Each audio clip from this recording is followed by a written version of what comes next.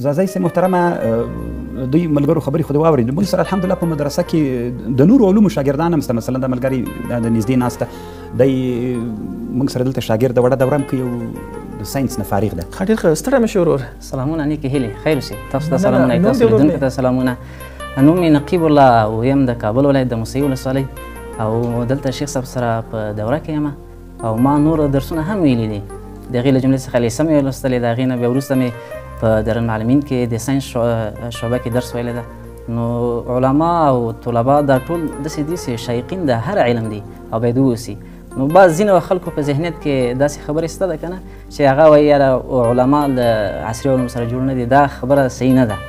علما شایقین د هر علم دي او باید د افغانان دغه ذهنیت له ذهنه لرې کړي ځکه علما شایقین د ټولو علومو دي. یعنې هم مدرسه ولولي او هم عصري علوم ولولي، که ریاضي ده که فزیک ده که هندسه ده که کیمیا ده ځکه دې ته ضرورت ده. پوهنتون ته ضرورت ده، مدرسو ته ضرورت ده. که چیرې یو زده کوونکی او یو شاګرد د مدرسې همدا قسم د مکتب شاګرد چې هغه په علم د دین باندې سمبالي، هغه بیا ټولنې ته ښه خدمت کوي، هغه بیا خیانت نه کوي. همدا قسم چې یو طالب د مدرسې هغه بیا نور علوم زده کړي، هغه له خط او خطاطي له لیک لوست سره بیا مشکل سره نه پیښیږي، هغه کولی شي خپل درس او تدریس ښه پر مخ یوسي.